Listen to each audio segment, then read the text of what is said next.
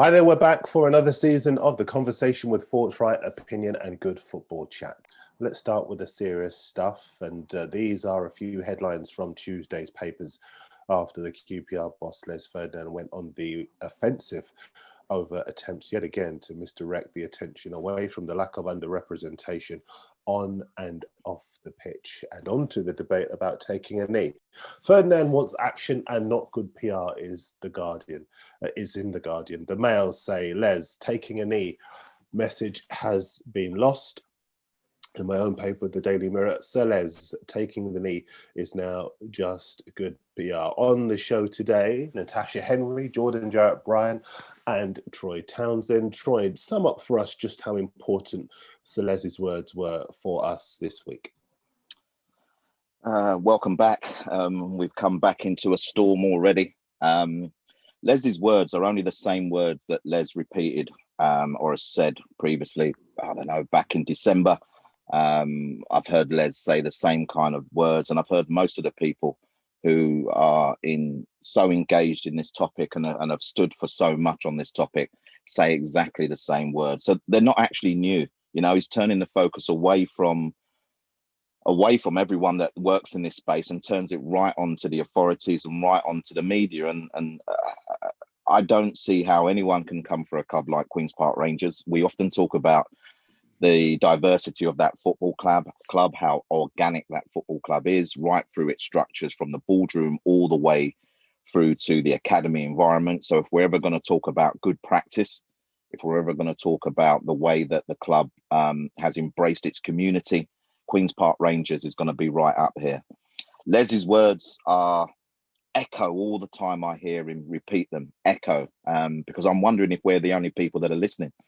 I'm wondering if we're the only people that it impacts and who really take note of his words and support his words as well, because I haven't seen anybody from the FA, the EFL come out and actually respond to what Les has said and provide an alternative, or to at least express why his club was put into that position. So, Darren, we're here yet again, 2020. The deflection process has already started from the important matters of what kind of action is going to come out of the period of time that we're in.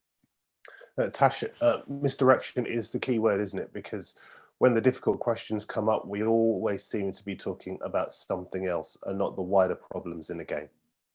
Yeah, 100%. One thing we're not going to do is tarnish Les Ferdinand's name in any conversation to do with race and discrimination in football, because he's been one of the people that has been vocal. I've been in this industry 10 years and he's always spoken up. I think people need to be listening to him, but I think it's really key that everyone is picking on QPR as if they were the only team that didn't take the knee this weekend. I think it was 37 games and 16 games, which is 32 teams, did not take the knee. I think it's very, deliberate that the team everyone's focused on is the team that has the most prominent black man in charge in terms of a boardroom level. So everyone's looking at him rather than looking at other people and looking at themselves, which is something that football is really doesn't like to do on any occasion. Are you happy with where we are at the moment? I'm happy that the conversation is continuing, because there's been times where it feels like we talk about it for 3 months and then we don't talk about it for the rest of the season. But no, I'm not happy, because Les is right. I've never so much had an issue with people not taking the knee, because I don't think that's going to create change.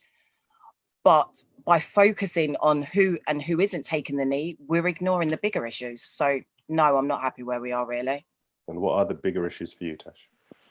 The bigger issues is that a club like QPR is a rarity. A club that has a black person at a boardroom level is a rarity. A club that has several black and non-white people in their coaching staff is a rarity. The fact that players are still talking about, we're still seeing incidences. We had Neymar in France just last week. This is still where we are. This isn't going away. We're not going to stop talking about it. So you either have to start listening and working with us so we can converse and we can all create change together. Otherwise, we're going to have a situation where people take the matter into their own hands. Jordan, where do you stand on this? So the first thing I would say is just to add on to further endorse Tasha's point about Les Ferdinand. I can't think of an individual in this industry, in this country anyway, who I think is better qualified to speak on this subject than Les Ferdinand. Somebody that's played the game through the 80s when racism was at its most rife, into the 90s. So the first thing is people need to really put some respect on Les Ferdinand's name and listen to him, because I can't, like I say, think of anybody that is more qualified and someone that I would be more happy to lead the charge on this particular subject. In the statement that came out, there's so many things I could pick out, which I won't go through the whole statement, but one of the things that was more pertinent to me was where it says, I've got it here, the taking of the knee has reached a point of good PR, but little more than that. The message has been lost. It is now not dissimilar to fancy hashtag or nice pin or badge. What are our plans with this? Will people, this is the important line here, will people be happy for players to take the knee for the next 10 years? What he's basically saying there is, what is the impact and the point of taking the knee? I'm sure I've spoken to you three individually and definitely publicly about the fact that I don't really care for taking the knee. I'm not anti-taking the knee. I'm not pro-taking the knee. I just don't care about taking the knee. I'm about action. I'm about where does this lead to? And the final thing I will say on this is us as Black broadcasters and journalists and figures within the game, I think we're at a point now where something has to change, because we're going to keep having these shows. I do a podcast. Troy talks on television all the time. Tasha gets called on to radio stations and other outlets all the time. Darren, you're up. At what point do we have to decide that talking about this actually is maybe perpetuating the problem more so? Because we're just talking. We're just talking. We need to actually enforce solutions. And my solution was very drastic. I was on TalkSport about a month ago when the boycotting of the American athletes happened for a few days. And I said that the Premier League players got to do the same thing. And everyone was like, oh, no, it's not. That's drastic. That's way too far. And I said, you know what? Drastic events require drastic measures. And the only way I can see things changing is if either football fans refuse to go to games. That can't happen now because we can't get in anyway. All the players decide to boycott. Otherwise, we're going to be doing the show, Darren, every 3 months. And at what point do we just kind of ask ourselves as journalists and people in the media, are we just talking now? You asked Tasha earlier on, I'm the final point, Tasha earlier on, we're not talking about this enough. I think we're talking about it too much. We're talking about it too much to the point where we're just talking now. So something's got to change in terms of action, because it's just really perpetuating, I think, a problem that just seems to be a news cycle. And I just can't, at some point, I'll have to tap out of this, because where does it end? I think to a certain extent, we are talking about it on shows like this, but we're not talking about it enough on the mainstream. There's never really, even though the subject is brought up on the mainstream, the reason why this exists, the reason why your platforms exist, Jordan, is because very often when we see these subjects discussed in the mainstream, they don't actually touch on the uncomfortable aspects of the conversation. They touch on the aspects of the conversation that are comfortable to them. And because there isn't enough empathy, we end up very often feeling unsatisfied by what we've heard on the radio or what we've seen on the TV, which is why we exist, so that we can actually address all of the issues that people watching, experiencing, going through themselves can identify with. And so I think it's important for us to have this platform. It's important for us to give this the time that it requires, to examine all of the different aspects and to plan a way forward as well. We can only come up with solutions that the game can enforce. It's then incumbent on the game to enforce those solutions. Tash. I actually feel like the authorities of COVID's actually done them a favour, because you've got no fans in the stadium, so you don't have the potential of fans abusing players. So they can, oh, well, we're not doing anything at the moment because nothing's happening, and ignoring the fact that this is a problem that will return when football returns. They can say we're concentrating on COVID and making sure players are safe and we have other priorities. Because like you say, I'm not seeing anything from them. They're allowing people, those that want to take the knee, those that don't, they've left them swinging in the wind. It's a case of do what you want, and they don't have to take the responsibility from that. I mean, hopefully we won't see a situation where players are abusing each other, but I think until we get fans back in the stadium, they're going to put this on a back burner and leave it to simmer. I just think, Tasha, the reason why I haven't mentioned taking the knee so far is because, as I said before, it's misdirection. The numbers of 100%. Who did and didn't are immaterial. I think the facts are that players have spoken. They've not performed gestures. They've spoken about the problems and the inequalities in our game, not just last season, but for many years. And every season, panels convene, working groups convene, audits are done, statistics are thrown up, and nothing changes. Kick it out, come up with statistics telling us year on year that there is a systematic problem in our game. Nothing changes. Nothing changes at the top in terms of senior leadership. Nothing changes in terms of the way these issues are reported. They're always described as race rows rather than expositions of the state of our game. And so when we talk about whether this club took a knee, that club took a knee, whether we care whether somebody takes a knee, we are being driven down an alleyway that takes us away from the fundamental issues that we should be discussing. Troy. I just wanted to, just before Jordan comes in, I wanted to feel his frustration, because I can hear it every time I speak to Jordan. It gets to a point where I can hear the frustration in his voice, and I absolutely endorse that frustration. Maybe not as visible as what Jordan does, but definitely from a personal perspective. Something came up on my timeline, I think it was yesterday, my first Sky News interview. And it was obvious what the interview was about. It was about racism in football. And alongside it was quotes from the FA about how, we need to take racism more seriously, and it's a game for all, and all the kind of language that is used and that has been used for the next 8 years. I honestly cannot see what has changed in that period of time. I am fed up of providing platforms with the opportunity for sound bites that make their newsreels look good, make their newsreels seem like they have dealt and given the issue enough space. The reason our platforms are now more important than ever before is that this new generation of people that are feeling now what we're feeling are hearing it from us. They're hearing it in our voice. They see it in our body language. They're hearing the tiredness, the repetitive nature.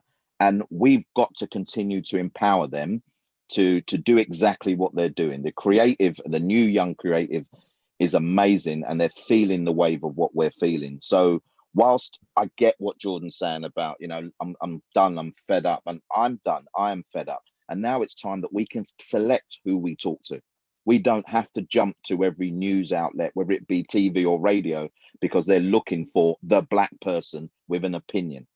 So I'm very much, I've been in Georgian stage. I've kind of gone over the other side now, hoping that we can progress in our way. The solution part, just before you come in, Jordan, the solution part is not down to us. People don't listen to me anymore. They're not listening to me because of how I felt and the way I described my feelings. You would have thought that football would have been all over a Sir Les Ferdinand. The guys have done him absolutely tremendous credit. His name should do it anyway. But you would think that football would be, let's get Les back in a room. We've heard him say it again. What are we going to do? But instead, the authorities, and remember the title, authorities, back off, leave it alone, said, well, we left it up to them to make their own decision whether they wanted to take a knee, and have left the club out to dry. It's crazy. It's crazy. Just briefly, there's two things going on here. First of all, there's a fight against racism within the stands and racism amongst players, and that's something that needs to be fought. And there's an issue here of racism with the lack of black leaders within football. So we need more Les Ferdinands. We need more people within the FA, within the Premier League, managing football clubs. I had a breakfast last week with a journalist friend of mine. Actually, I think I won't name him, but I think we all know him quite well. And we had a chat about this, and I was talking and moaning and wanging on about how the last 18 months, I've become disillusioned within football. And he rightfully said, is that because your team is not doing very well? And I said, yep, that's part of it, granted, fair enough, that plays a role. But there were other reasons why I was losing a little bit of love for football, and I listed them. Anyway, One of them was racism and how we don't deal with racism within our industry, and how I said to him, our industry isn't dealing with this problem properly. And he said to me, you know what? Whilst what you're saying, I understand, he thinks that as an industry, football is actually doing a lot better than other industries in dealing with this problem. And I said, what do you mean? And he said, well, look where we are right now. We're in a cafe restaurant having dinner. The sous chef who's black, who's been racially abused, who knows about it? True. The pilot, the airline industry, the air stewardess who's black, who's been racially abused, who knows about that? He said, football as an industry, at the bare minimum, if you're racist to somebody within football, the world knows about it within seconds. And while I had to kind of say, okay, fair, that's a fair point. It's one thing knowing about a problem, but what is our industry doing about that problem now? So while I'll accept there are other industries, the food industry, tech industry, where racism, there's somebody being racially abused and no one knows about it. That's not happening in football, but we need to go one step further and actually, how do we protect that person that's been racially abused? How do we open up opportunities for people to manage, to own, to be directors within this football and be real stakeholders? And that's something that he had to concede is where we are failing. And I think Les Ferdinand, just finally, going back to QPR, this is going to be crazily unfair. But I wonder, and I would like to see the next stage now, for Leicester to say, you know what, until we can get a meeting with the authorities, the EFL, the Premier League, and even government about how we stop and punish people that are racist within our sport, and go one step further to try and change, say, stop and search legislation, we are not playing any more games. QPR Football Club are not playing any more football games. And that seems very extreme, but like I said at the start, I think we need extreme measures to counter extreme problems. Tasha, do we need direct action to maybe counter some of the problems that we have now, or is debate, our meetings going to solve the problem? I mean, how long have we been having these conversations for? So that proves that conversation and debate isn't going to stop it. It aids it, and hopefully it educates people and makes them think. But I'm with Jordan. I've said this before, pre-COVID, and there was quite a few incidences, and I was like, my biggest concern is that a fan abuses a player and a player reacts like he's not a footballer, but like he's any random Joe Blogs on the street, because I can see it becoming violent. I know if I was walking down the street or doing any job and someone's peppering me with abuse because of my race or my color, you're going to be aggressive back, whether that's verbally or physically. So that was my big concern. But I do think we do need to get to a point where players leave the pitch. Players refuse to speak to media that they feel perpetrate a lot of these, racist narratives, and that encourage the racists to feel brave enough to say certain things to players. I think nothing's going to change by us being nice anymore. We've been nice for years. We've always been nice. We've always played. I mean, there's a book called The Good Immigrant. Think of it, the title says it all. We sit there nicely, we ask questions, we say there's a problem, and we take the time. And before it gets to the point where things are being damaged, maybe we do need to just get up and walk off. I know myself, I've said no to certain publications that have asked me to come on and talk about things because I'm not your ism girl, I'm not. Don't just call me when someone's been racially abused or sexually abused, or there's been sexist abuse. Call me to talk about the sport in general. So we do need to start saying no. We do need to start being more proactive, because I really don't want to be here when I've got kids in 10 years time or 20 years time, and they're saying, Mum, this is still happening, or my kids are having these conversations. I don't want that. And like Jordan, I'm tired. Someone told me the other day that I'm angry. And I said, yeah, I feel like I'm angry because of everything that's going on in the world. And that's not a nice way to feel. When did you make the decision, Natasha, that you would no longer speak to outlets about this issue?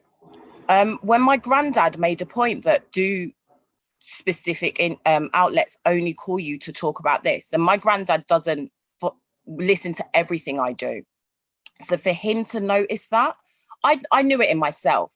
But for him to point it out to me, I was like, do you know what? Now I have to make a stand. If you don't call me on to talk about sports as a sports journalist, then don't call me on to talk about the issues as a sports journalist.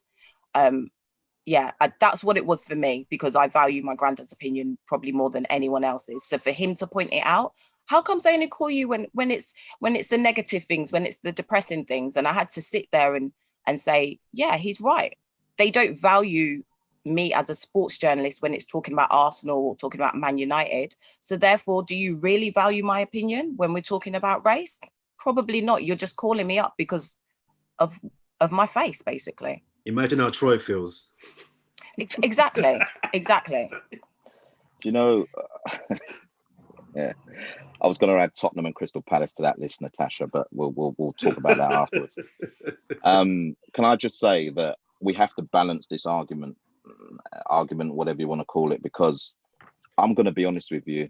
If I did not hear or see the likes of you three talking in the way that you do, you're writing in the way that you do, Darren, being adding emotion to the topic of conversation the way that both you two do, Natasha and Jordan, I would have walked away a long time ago, because I would have felt that this journey was weighed me down so much that I can't do it no more. So we have to think of both sides here, because we are a support system. Us and many others are a support system to each other as well. And we empower us. I've heard words from all three of you and use them in a different way in interviews, because you've been spot on. You've said the right things. You've made me feel confident that I can also say those words as well. And what I wouldn't want to do is lose the value of our voice at this moment in time, because although we look at it ourselves, and Natasha, your granddad is absolutely spot on. We look at it ourselves and we will think, here we go again. We've also got to look at it and think, listen to the power in my voice. Darren has always said it to me, you know, you're so, and I say, no, I'm not. No, what? No one's listening. But when I get messages in my DMs and my inbox, I know people are listening. When I was allowed out, people were stopping me on the street saying, Mr. Townsend, keep doing what you're doing. We're here for you. And it's our community that we've got to think the power of our voice and where it is. Sorry, Troy, whilst I totally agree with every word you just said there, I would reckon all those people that are saying to you, keep doing what you're doing, you're spot on, DMing you, I reckon those are the people on our team anyway. Yeah. How many of those people do you think are people that were like, know what? I had views about black people before. I heard Natasha or Troy or Darren on TalkSport or Sky, and now I've changed my mind. That's my concern. I understand that, but we cannot let our own people down who do not have a voice and will never have a platform to express their opinions, because the judgment on them would be the kind of judgments that we've all experienced before. We cannot let them down as well. And I hear you. I hear you. There are going to be those that have said, I'm fed up with those black people discussing racism and again, that old race card stuff. We've got to mentally be prepared for that. Jordan, I've seen you. You said to me before, Troy, I'm not dealing with those people.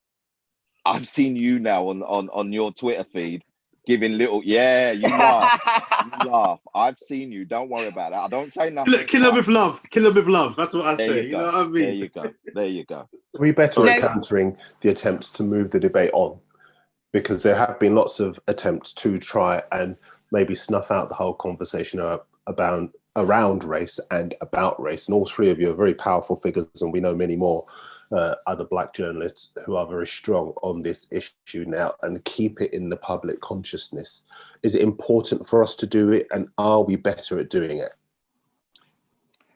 For me, I'm not sure we're better at doing it. I think we've always done it. And I'm not sure we're in control of where the conversation goes. But like I said before, we are no longer accepting the way that the narrative people want to push it down. We're not accepting that. We're brave, we're honest, we've have experience. And if people want to take it down that route, there's enough of us now to counteract that and tell the story in the manner that it should be told and the truth.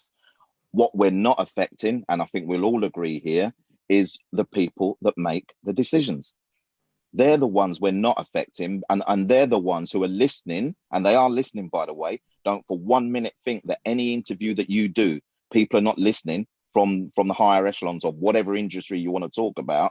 We're not influencing those people who seem to want to do it in their own way.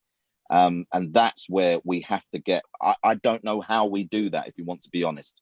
We all work for very, very good organizations who provide very, very good platforms for us to be able to speak and to air our opinion, and also to provide solutions. But then why should we provide free solution?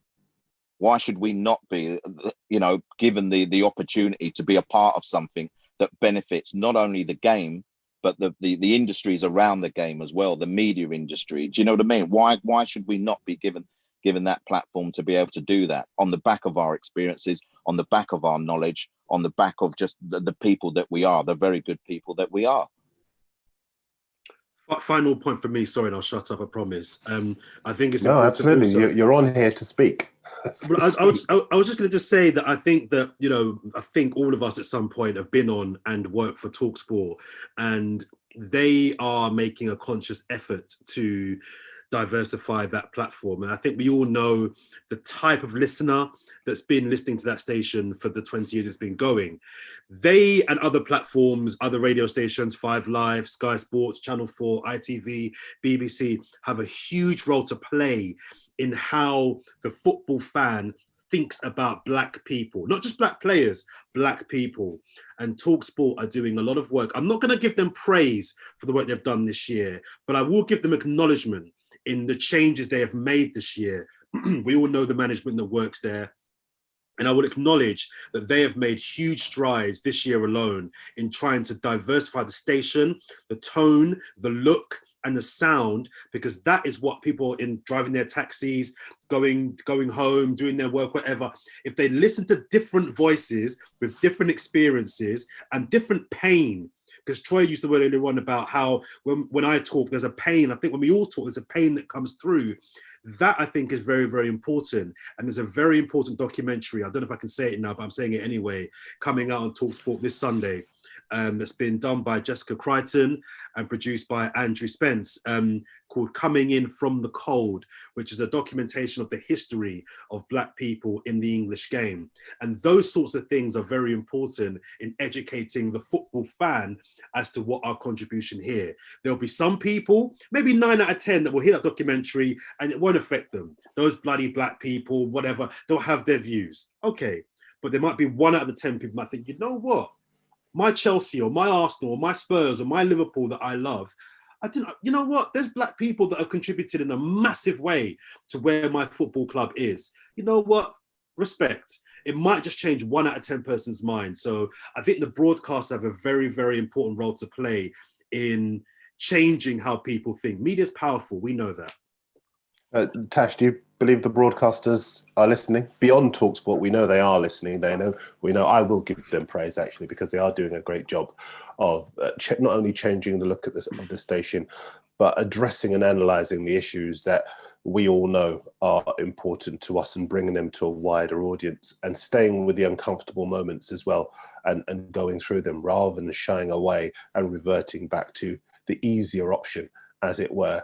But do you think other outlets are listening? Or do you think, as you were saying before, Tash, that they are paying lip service to the issue? I think some are and some aren't. I know it's not sport, but the whole diversity dance thing on Britain's Got Talent and ITV coming out with that advert in every daily newspaper saying, basically, we stand with them.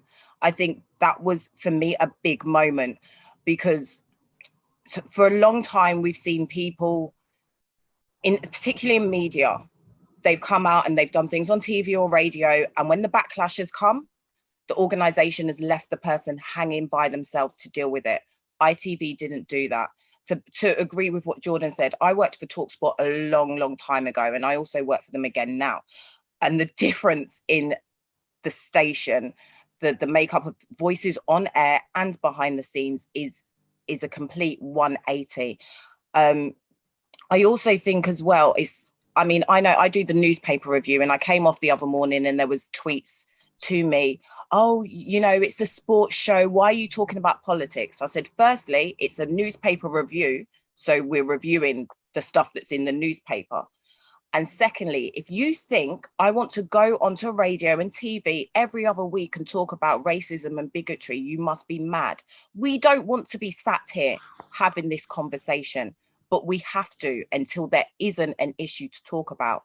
You would never tell someone not to talk about any other illness or disease or something that is damaging to people's life and livelihood. So why should we? Because this is damaging to people's lives and livelihoods. And until there's a big change, we'll continue to talk about it.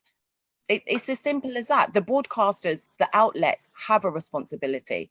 Notice, I mean, we can all see who's been very quiet this week since Les has come out and made his points, and who've done nothing but print his statement with a few nib words around it to give some colour. They're not asking the questions. So until they do, we will continue to. Yeah, I've always said that what we need to do is stop following the Pied Piper with all of the minutiae about the knee and go to the authorities and ask them what they're doing about the issues that people are taking a knee for. So the last question or questions in this section: are people being fooled, as Celeste says? It's a rhetorical question because they clearly are, but what can we do about that? And what's our responsibility going forward to continue the momentum that his latest words has generated? I think we have to keep the pressure on the people that we work with and for. So, you know, the reason why I didn't give TalkSport praise for what's happening now within that station is because they're doing what they should have been doing anyway. And I don't like I'm not going to praise a dog for barking. Do you know what I mean? So, but I will acknowledge the change. I think that is fair. I would acknowledge what they're doing. I think I have to, and I'm keeping TalkSport honest, and I'm making sure that I'm with my big mouth, and they'll probably sack me at some point soon and get rid of me. But I'm at the point where I don't care. I think we have to keep the people that are around us honest and keep the pressure on. We have to keep the Premier League, the pressure on the Premier League, the FA, our football clubs. When we're on TalkSport, we have to be brave. There will always, as Tash said, there will always be people when I do shows, the black issue again, talking about diversity again. It's not that bad. I don't care anymore. And you're going to hear it more. We have to keep ramming it home, and ramming it home. Tash. I think I agree with Jordan to a certain extent. There's a lot of people whose opinions won't change. But I do think when you encounter someone who is approaching you in a non-aggressive way, then take the time to have the conversation with them. Sometimes I'm not saying you always have to, but if someone says something and I feel like they're not being rude or aggressive, I'll respond. And sometimes I'm ending up having conversations where they're saying at the end, do you know what? I didn't see it like that. And one person in every 10 is still one person. That one then may take the lesson to 2 or 3. And hopefully that's how things will progress. I think Jordan's right. I think it's gonna take a while. But those of us that have the strength and the ability to talk need to continue to talk, and will continue to talk. Troy?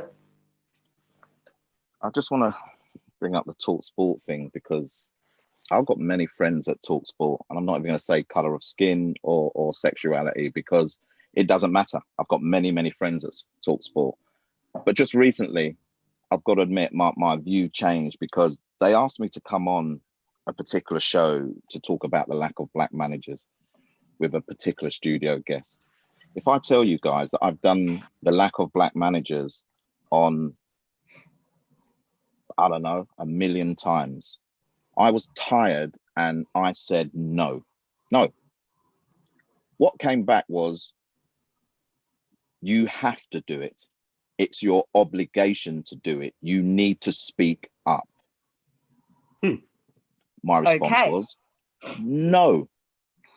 And the person that was telling me, by the way, demanding that I had to come on the show will not get another, if you message me again, will not get a response from me. This is the way that people feel that they can treat us. You have to.